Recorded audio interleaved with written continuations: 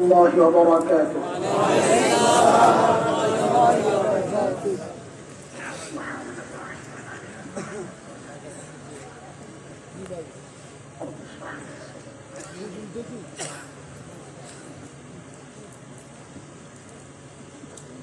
الحمد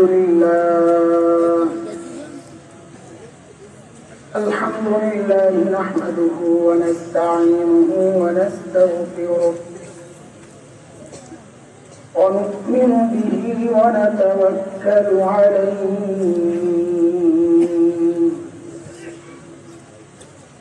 ونعوذ بالله من شرور أنفسنا ومن سيئات أعمالنا من يهده الله فلا مضل له ومن يضلله فلا هادي له وأشهد أن لا إله إلا الله وحده لا شريك له وأشهد أن سيدنا وسندنا وحبيبنا ومولانا محمدا عبده ورسوله. اللهم صل على محمد وعلى آل محمد كما صليت على إبراهيم وعلى آل إبراهيم إنك حميد مجيد. اللهم بارك على محمد وعلى آل محمد كما باركت على إبراهيم وعلى آل إبراهيم إنك حميد مجيد.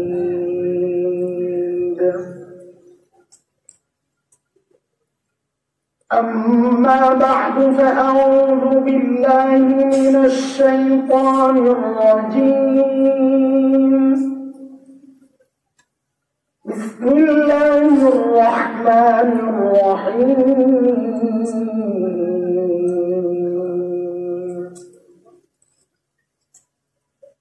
إنا أعطيناك الكوثر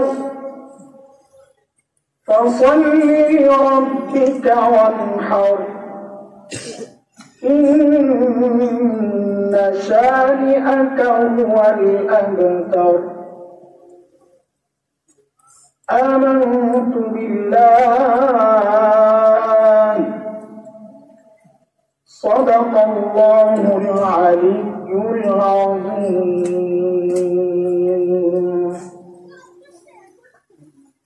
যুব সমাজ কল্যাণ সংস্থা কর্তৃক আয়োজিত 3 দিনব্যাপী 36তম সিরাতুন নবী সাল্লাল্লাহু আলাইহি ওয়াসাল্লাম মাহফিলে আজকের শেষ দিনের শেষ অধিবেশনের সম্মানিত সভাপতি, উপস্থিত হযরত উলামায়ে কেরাম, মুরব্বিয়ানে আযম, দূর দূরান্ত থেকে আগত ইসলাম প্রিয় সুন্নি সমাজ, প্রিয় ছাত্র ভাইয়েরা, যুবক বন্ধুরা, পর্দার আড়ালের মা ও বোন, আল্লাহ সুবহানাহু ওয়া তাআলার অশেষ মেহেরবানি, করুণা, দয়া, যে মহান মালিক লাখো কোটি মানুষ থেকে বাছাই করে দিন এই মজলিসে আমাকে আপনাকে উপস্থিত করেছেন, এটা মালিকের অনেক বড় দয়া আর করুণা। কুরআন আল কারীমের মধ্যে মালিক বলেছেন, দিন বুঝার জন্য, দিন মানার শেখার জন্য আমি যার দিলটা খুলে দেই, দিন মানার মানসিকতা যাকে দান করি, যেমন আল্লাহ তাআলা দিন মানার মানসিকতা দান করে এই গভীর রাত পর্যন্ত আমাদেরকে এখানে বসিয়ে রেখেছেন। আল্লাহ বলেন, এটা এত বড় নিয়ামত, এত বড় নিয়ামত। এই নিয়ামত আমি আমার যে বান্দাকে দান করি, ওই বান্দা সারাক্ষণ আমার স্পেশাল নূরের আওতায় থাকে। দুর্ভাগ্য তার জন্য যার দিল শক্ত, দিন বুঝতে চায় না, মানতে চায় না, বরং কোন কোন পোড়া কপাল তো উল্টা বুঝে।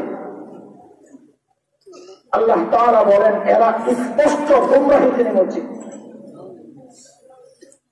সূরা জুমার আয়াত নম্বর 22 রব্বুল কারীম এই কথাটা বলেছেন। মালিক বলেন, আফামান শারাহাল্লাহু সাদরাহু লিল ইসলাম ফাহুয়া আলা নূরিন মির রাব্বিহি ফাওয়াইলুল লিল কাসিয়াতি কুলুবুহুম মিন যিকরিল্লাহ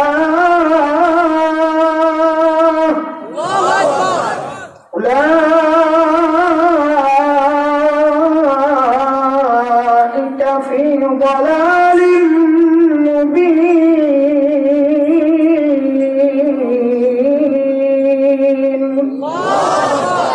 এই আয়াতের মধ্যে রব্বুল কারীম এই কথাগুলো বলেছেন।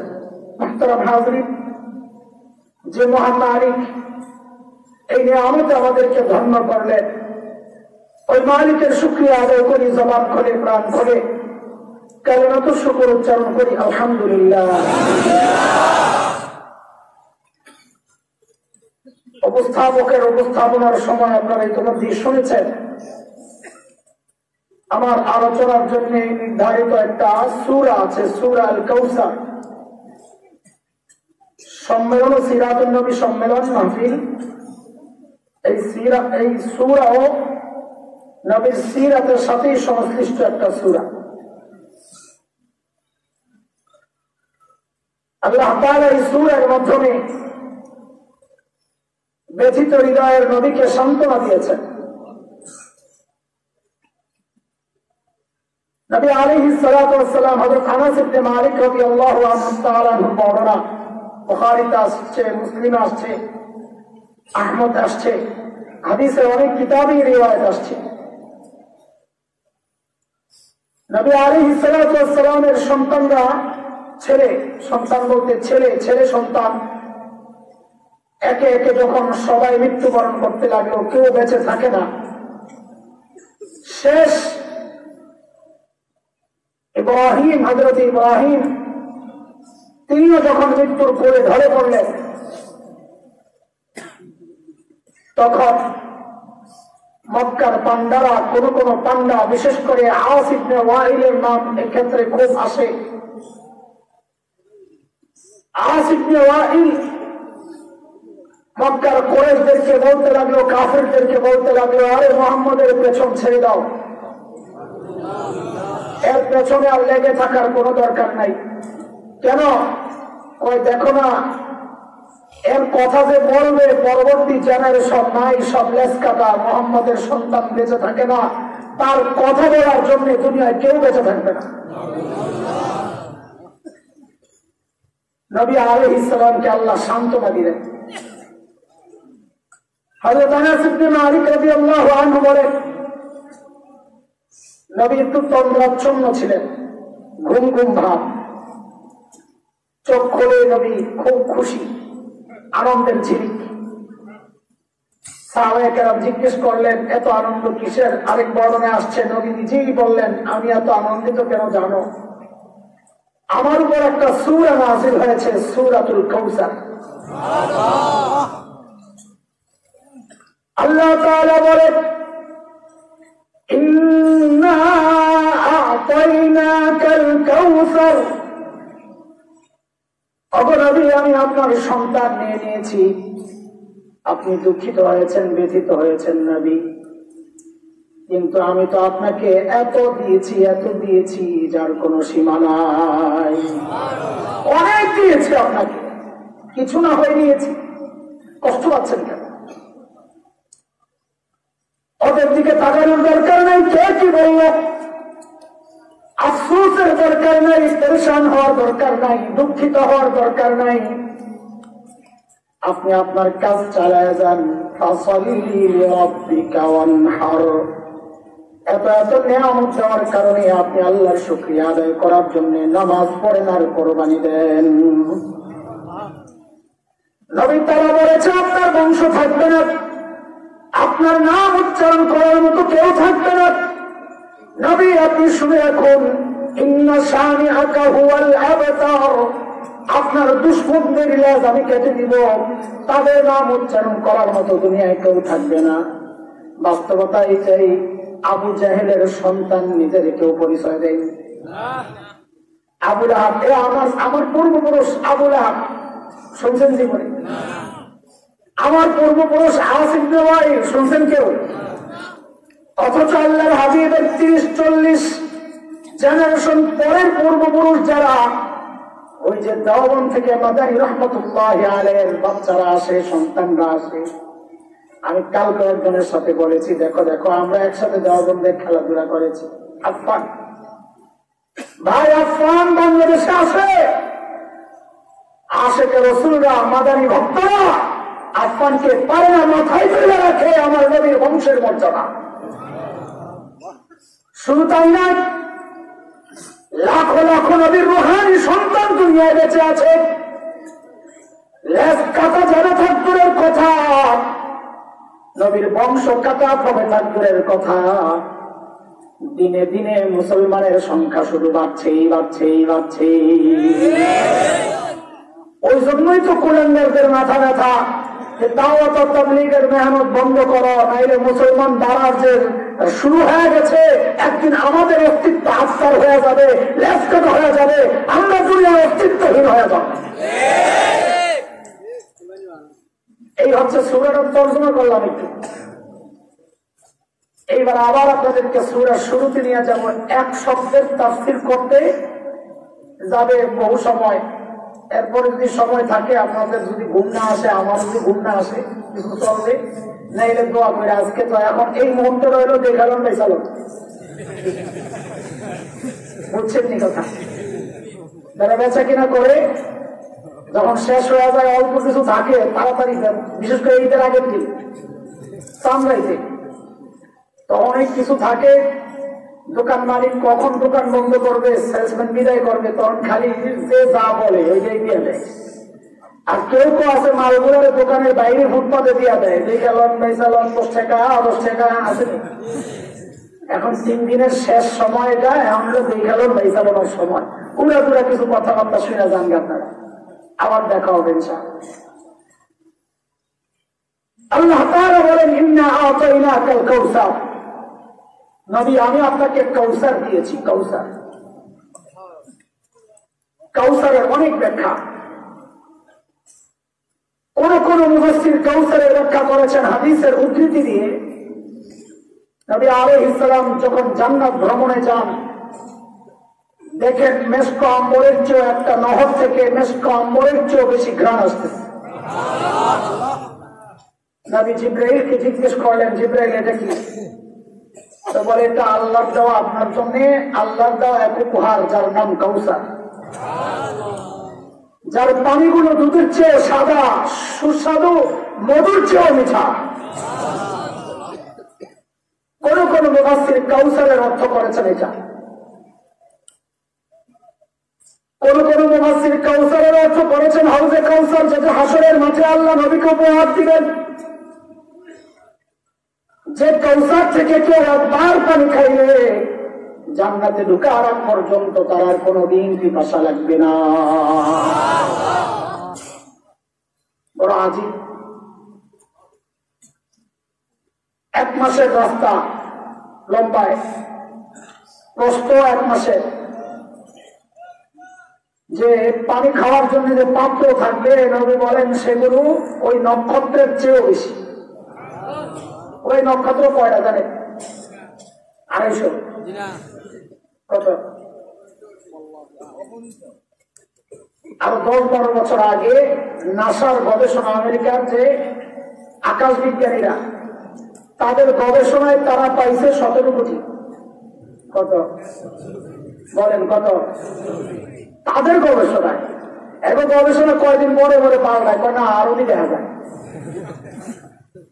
আল্লাহু আকবার।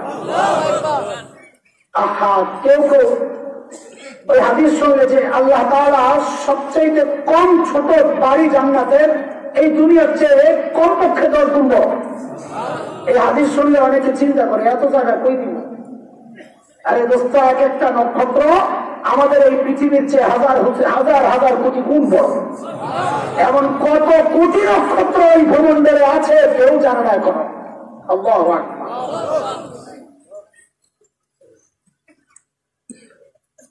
আল্লাহ তাআলা বলেন, নবী আমি আপনাকে কাউসার দিয়েছি। কাউসার মানে হাউজে কাউসার হইতে পারে। হাউজে কাউসারের পানি খাইতে কে কে চাই? মাশাআল্লাহ মাশাআল্লাহ, হাত নামান হাত নামান। আমি এই বিষয়ে আলোচনা করব না, শুধু একটু কথা বলে যাই, নাইলে অসম্পূর্ণ থাকে কথাটা। ওই হাউজে কাউসারের পায়ে একদল লোক যাবে, নবী বলেন সব ফেরেশতারা সরায় দিবেন, সব। নবী বলবেন এরা তো আমার উম্মত, সরাও কেন? তো ফেরেশতারা বলবেন ইয়া রাসূলুল্লাহ, আপনি জানেন না আপনি দুনিয়া থেকে আসার পর এরা দিনের মধ্যে নতুন নতুন দিন ঢুকাইয়া দিন বানাইছে, বেদআত করছে। এই কথা শোনার পর নবীও রাগ উঠে যাবে, বলবেন সক্কান সক্কা, সব তো আমার থেকে। কাজে কাউসারের পানি যদি খেতে চাই তো আমাদেরকে বিদআত ছাড়তে হবে ইনশাআল্লাহ। এটা এক ব্যাখ্যা। কাউসার মানে হাউজে কাউসার। দেখেন, এই দুইটা ব্যাখ্যার পেছনে লম্বা আলোচনা আছে, কিন্তু আমি 3টা ব্যাখ্যা পাওয়া যায়।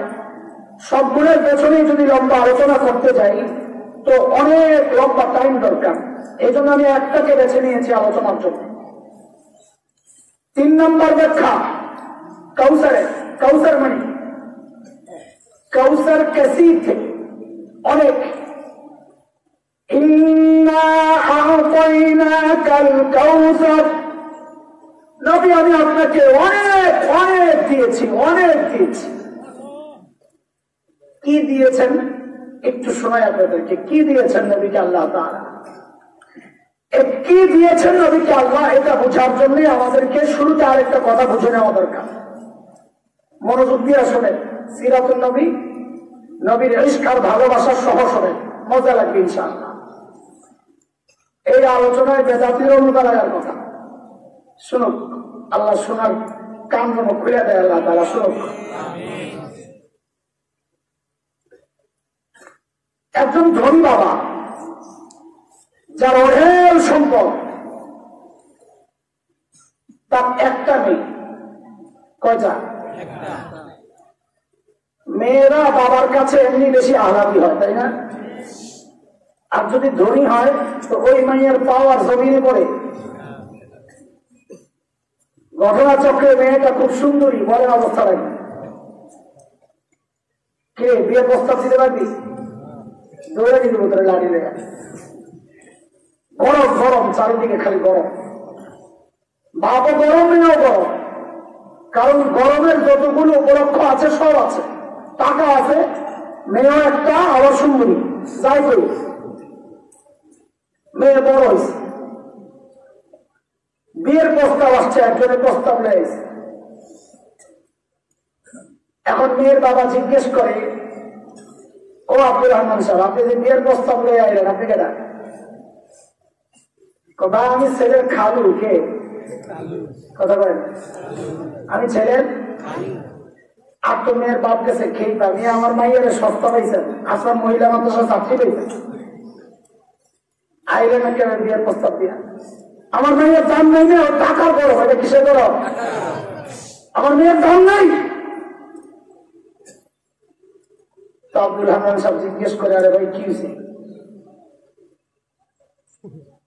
চেতেন কেন, কি করা লাগবে ওইটা না বলবে? বলে ছেলের বাপকে পাঠা। কারে কথা বলে? কাকে? ছেলের বাপকে পাঠা। চেতেন কি আপনি ওটা বললেই তো হয়, নরম মানুষটা চলে গেছে।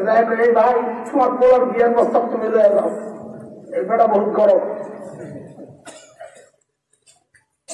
ছেলের বাপ ফজলুর রহমান সাহেব যায়, ভাই আসসালাম আলাইকুম। ওয়ালাইকুম আসসালাম। কে আপনি? আমি ছেলের বাপ, যার বিয়ের প্রস্তাব দিয়েছিল আব্দুল হান্নান সাহেব। ও আপনি, আপনার নাম কি? ফজলুর রহমান। আপনার বাপের নাম কি? বংশ খবর কি? ছেলে লেখাপড়া কি? সাইজ কেমন? কালার কেমন? বন্ধু বান্ধব কারা? আরে বিয়ের সময় খবর টবর লয় নিয়ে দিলেন কথা বলে না, এমনি দিয়ে দেন। গরিব মেয়ের বাবাও যদি হয় তাও তো খবর লয়। এত ধনী বাবা, আবার এক মাইয়া, আবার সুন্দরী, 3 গুণ খবর লওয়ার কথা। ফজলুর রহমান সাহেবের ছেলে যেহেতু বেড়ার পছন্দ হয়েছে, বিয়ে শাদী ঠিক। এখন বিদায়ের সময় মেয়ের জন্য শাড়ি কিনতে গেছে সিলেট শহরে। বলেন তো শাড়ি কম দামিটা কিনবে না দামিটা? কেন? তার টাকার অভাব নাই, খরচেরও জায়গা নাই, মেয়ে একটাই। গয়না কিনে তো সেরা গয়না, প্রসাদনী কিনে তো সেরা প্রসাদনী, সব সেরা সেরা জিনিস দিয়া মেয়েকে বিদায় করবে, ঠিক কিনা? এই বিষয়টা মাথায় ঢুকান খুব সুন্দর করে, তাইলে আমার নবীকে আল্লাহ অনেক দিয়েছেন এই কথা অর্থ বুঝবেন। ঠিক আল্লাহ তাআলা আমার নবীকে দুনিয়ায় পাঠানোর সময় এই সব বিষয় লক্ষ্য করেছেন। দুনিয়ার সব সেরা সেরা জিনিস দিয়ে আল্লাহ আমার নবীকে সাজাইয়া তারপর দুনিয়ায় পাঠাচ্ছে। সর্বপ্রথম আসে প্রস্তাবের ব্যাপার। আল্লাহ তাআলার সিদ্ধান্ত, আমি আমার নবীকে দুনিয়ায় ফ্রি পাঠাবো না। কেন? কারণ ফ্রি পাঠালে জিনিসের দাম থাকে না, আল্লাহর রাস্তায় জিনিসের দাম থাকে না। যে জিনিস অর্জন করা যত কঠিন, ওই জিনিসের মূল্য মানুষের কাছে তত বেশি। আল্লাহর সিদ্ধান্ত, আমি আমার নবীকে ফ্রি পাঠাবো না, চাইয়া নিতে হবে, চাইয়া। তো বলে কে চাইব? ছেলের বাপ। প্রস্তাব কে দিবে? কথা বলে না, প্রস্তাব কে দিবে? ছেলের বাপকে। মিল্লাতা আবিকুম ইব্রাহিম হুয়া সাম্মাকুমুল মুসলিমিন।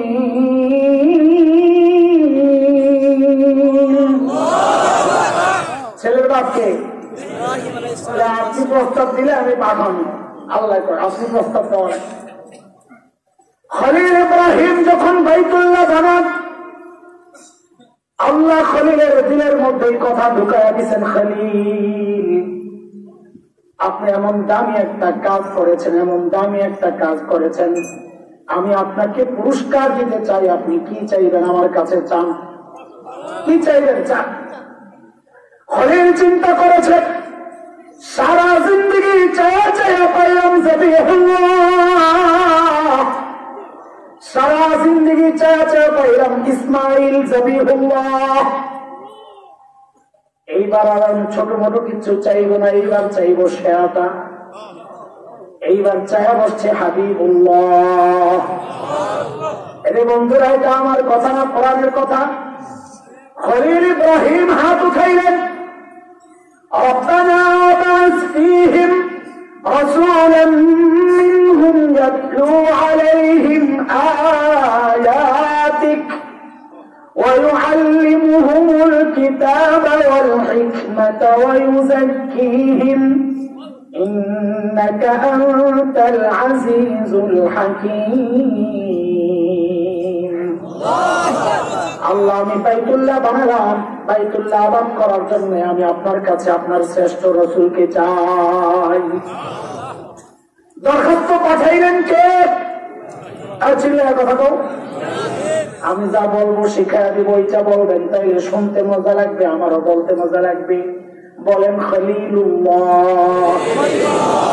বলেন বলেন দরখাস্ত পাঠাইলেন কে? পাশে কিন্তু বসা ইসমাঈল যাবিহুল্লাহ। যাবিহুল্লাহ চিনেননি? যাকে আল্লাহর জন্য কোরবানি করার জন্য রেডি করা হয়েছিল, জবে করার জন্য। আল্লাহ জবে কবুল করছেন, কোরবানি কবুল করছেন। মানব ইতিহাসে যাবিহুল্লাহ দুইজন। কয়জন? আমার নবীর আল্লাহ দিচ্ছেন একেবারে। ওই দুইজনই আমার নবীর বাপ। একজন গ্রাম্য বৌদ্ধ আয়েশা নবীকে ডেকে বলেন, ইবনা যাবিহাইল, ওই দুই যাবিহুল্লাহর বেটা। নবী মুস্কি হেসে দিয়েছেন। সাহাবায়ে কেরাম জিজ্ঞেস করেন, ইয়া রাসূলুল্লাহ, কি বলবো এটা? আপনি দুই যাবিহুল্লাহর বেটা, আমরা তো জানি এক যাবিহুল্লাহ ইসমাঈলের বেটা, দুই যাবিহুল্লাহ এলো কোথেকে? তো নবী বলেন, হ্যাঁ, আমার বাবা আব্দুল্লাহ তিনিও যাবিহুল্লাহ। কেন? তো হিস্ট্রি শোনাইছেন যে আমার দাদা আব্দুল মুত্তালিব যখন বাইতুল্লাহ আর জমজমের মুতাওয়াল্লি, তো একদিন হঠাৎ জমজম হারিয়ে গেছে, পায় না। তো মুতাওয়াল্লি আব্দুল মুত্তালিব মান্নত করছে, যদি জমজম পাই তো আমার যতগুলো ছেলে আছে তার মধ্য থেকে একটা ছেলেকে আমি আল্লাহর রাস্তায় কোরবানি করি। মান্নত করার সাথে সাথে আল্লাহ জমজমকে প্রকাশ করেন। এখন তো কোরবানি করার পালা, তো কারে কোরবানি করবে বলে লটারি দাও। ওই সময় সিস্টেম ছিল এটা, লটারি দাও। ছেলে তো অনেক, আব্দুল উজ্জা, আব্দুল শামস, নওফল, হামজা, আব্বাস, আব্দুল্লাহ। তো কারে কোরবানি দিবি? তো লটারি দিছে, লটারির মধ্যে নাম আসছে আব্দুল্লাহ। কার নাম? এখন তো আব্দুল্লাহর কোরবানি দেওয়ার জন্য রেডি। তো আব্দুল মুত্তালিবের আপনজনরা বলে কি, যে আপনার সমস্ত ছেলেদের মধ্যে এই আব্দুল্লাহ সবচেয়ে ভালো, সবচেয়ে সুন্দর, সভ্য, ভদ্র, তাকে কোরবানি দিবেন। এক কাজ করে, আব্দুল্লাহকে কোরবানি না দিয়ে এর পরিবর্তে 10টা উট কোরবানি দেন। আব্দুল মুত্তালিব ছিলেন দিনদার। উনি চিন্তা করলেন, মান্নত করলাম একটা, দেবো আর একটা, এটা কেমন হয়? ঠিক আছে, তোমাদের কথাও থাক, আমার কথাও থাক। আব্দুল্লাহ 10 উটের মধ্যে আবার দেখি লটারি দেখি তো কার নাম ওঠে। আবার দিছে লটারি, একদিকে আব্দুল্লাহ আর একদিকে 10 উট। এইবারও লটারিতে আব্দুল্লাহর নাম ওঠে। কি মুশকিলের কথা! লোকেরা পরামর্শ দেয়, ওট একটু বারান্দ দিন, কারবার কি হয়। 10-এর জায়গায় দিছে 20 ওট, এইবারও হচ্ছে আব্দুল্লাহর নাম। দিছে 30টা, এইবারও হচ্ছে আব্দুল্লাহর নাম। 40, আবার আব্দুল্লাহ। 50, আবার আব্দুল্লাহ। 60, আবার আব্দুল্লাহ। 70, আবার আব্দুল্লাহ। 80, আবার আব্দুল্লাহ। 90, আবার আব্দুল্লাহ। যেই না 100 দিছে, এইবার ওটার নাম হচ্ছে। আল্লাহ দেখায় দিচ্ছেন, আমার নবীর বাবার এত সস্তায় বেচতে চেয়েছিল। আল্লাহু আকবার। যাবিহুল্লাহ কয়জন? খলিলুল্লাহ দরখাস্ত পাঠাইছে। যাবিহুল্লাহ ইসমাঈল পাশে বসে আমিন বলে বলে যেন ওই দরখাস্তের মধ্যে সুপারিশ করেছেন। এইবার আবার সুন্দর করে মিলায় মিলায় বলেন তো, দরখাস্ত পাঠাইছেন কে? সুপারিশ করলেন কে? যে অফিসে বসে বসে কারবারটা হচ্ছিল, ওই অফিসের নাম হইল বাইতুল্লাহ। আবার মিলায় বলেন তো, দরখাস্ত পাঠাইলেন কে? সুপারিশ করলেন কে? অফিসের নাম কি? আল্লাহর পক্ষের ফয়সালা। ঠিক আছে, মঞ্জুর মঞ্জুর। খলিলুল্লাহ দোয়া করেছেন, যাবিহুল্লাহ আমিন বলেছেন। বাইতুল্লাহ বসে বসে আমি আল্লাহ পাঠায়া দিলাম হাবিবুল্লাহ।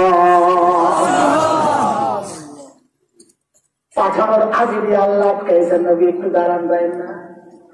দাঁড়ানি কি হয়েছে? কেন দাঁড়ায়? ওই সমস্যা হইল, আজকে তো নগদে পাওয়া গেছে শেষ বক্তা।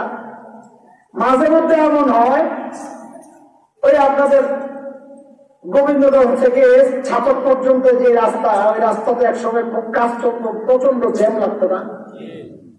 ওই জ্যামে শেষ বক্তা আটকায় গেছে। প্রধান বক্তা ইচ্ছা করে বলতেছি আসলে হবে প্রধান বক্তা, কিন্তু আজকে যেহেতু আমি শেষ বক্তা, কেউ যেন মনে না করে যে আমি প্রধান বক্তা। কেন? কারণ আমাদের আগের যে বক্তা আব্দুল বাসিত খান দামাত বারাকাতুহু, স্বাস্থ্যগত কারণে উনি আমার আগে বয়ান করবেন, এই জন্য আমার নাম আগে আসছে, ওনার নাম পরে আসছে। না হয় আমরা তো ওনার সামনে বক্তব্যের বাচ্চার মতো। উনি এত বড় মাপের বক্তা, উনি বড় মাপের মানুষ, কবিদেরও ওয়াজ করে। যখন আমার ওয়াজ শোনার বয়স হয় নাই তখন তিনি ওয়াজ করে।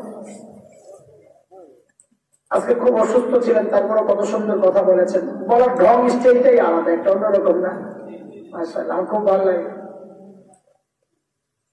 তো প্রধান বক্তা আসার সময় রাস্তায় লেট হয়ে গেছে। দ্বিতীয় বক্তা বেচারা 1 ঘন্টার আলোচনা মনে মনে ঠিক করছিল। এখন সংস্থার পক্ষ থেকে কানে কানে একজন এসে কয়, ভাই প্রধান বক্তা তো জেমে আটকাইছে, আরো আধা ঘন্টা চালাই দিল।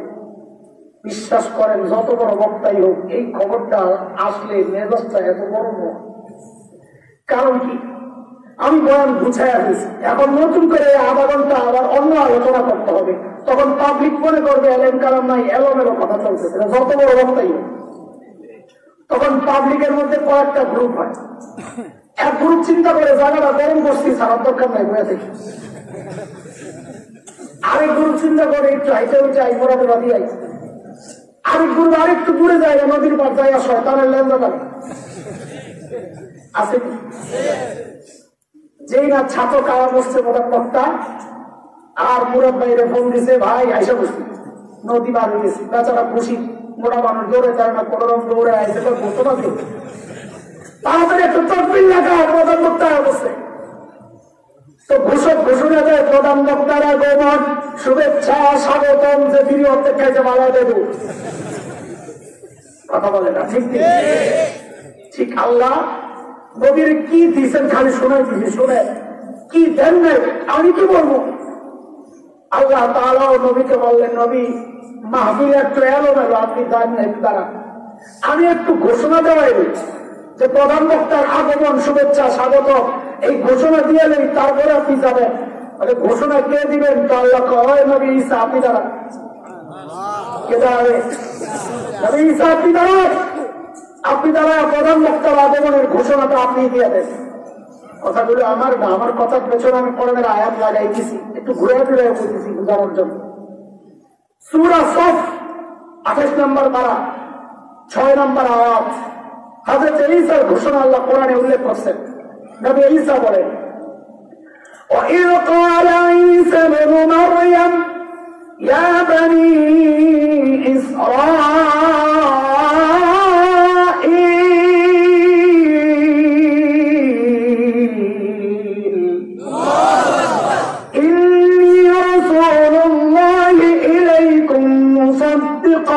لما بين يدي من التوراة ومبشرا برسول يأتي من بعد اسمه أحمد।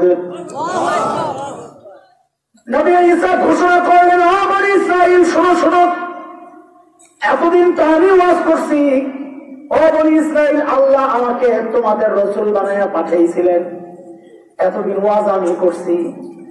এইবার শোনো, প্রধান বক্তা আসতেছেন, প্রধান অতিথি আসতেছেন, সুসংবাদ গ্রহণ করো, যার নাম হবে আহমদ। আল্লাহু আকবার। শোনেন, আপনাকে বিরক্ত না লাগলে আমি তো বড় মাছ ধরার জন্য আগাইতেছি, কিন্তু ওই যে সাইডে সাইডে দিয়ে ছোট বড় মাছ যদি পরে এগুলোর রমুনি না ছেড়ে দিতাম। কথা কয় না? খাটা মাটা খাইবেন নাকি?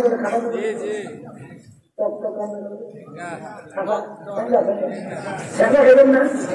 হ্যাঁ, আশপাশ থেকে রমু কিছু তো শোনেন, তাইলে শোনেন, মজার মজার কথা আছে।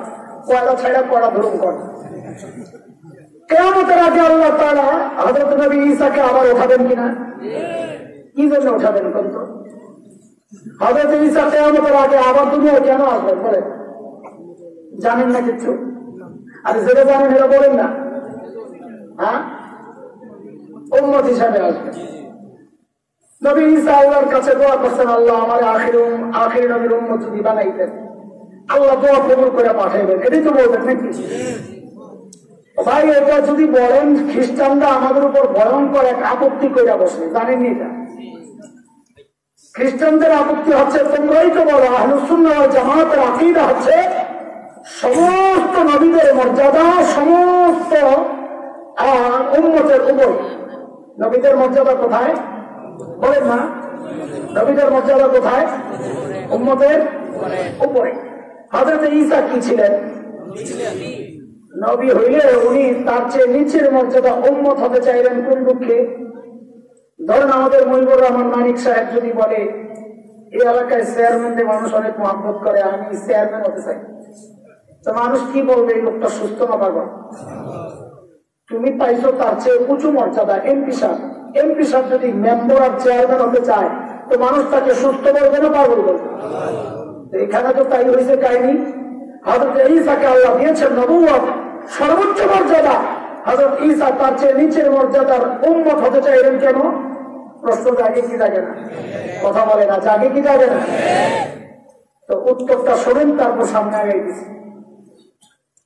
আমরা ঢাকায় বিরিয়ানির পাগল, খুব বিরিয়ানি পছন্দ করি, কাচ্ছি। কিন্তু আপনাদের এলাকায় আইলে মাছ খাইতে আসে, আবার কাচ্ছি খাওয়াইয়া ঠকাইয়ের নাম্বার। আপনাদের বাজারে যে কটা মুদির দোকান আছে, আমাদের গলিতে গলিতে তার চেয়ে বেশি বিরিয়ানির দোকান আছে। তো এক আল্লাহর বান্দা বিরিয়ানি খাইতে বসছে, বড় পেটওয়ালা, গরম বিরিয়ানি, টাটকা, ধোয়া উঠতেছে। খাবে আর মধ্যে হোটেল বয় আইসা বলে, স্যার এক্সকিউজ মি। বলে কি? বলে স্যার আমাদের হোটেলের একটা স্পেশাল আইটেম আছে স্যার। বলে কি?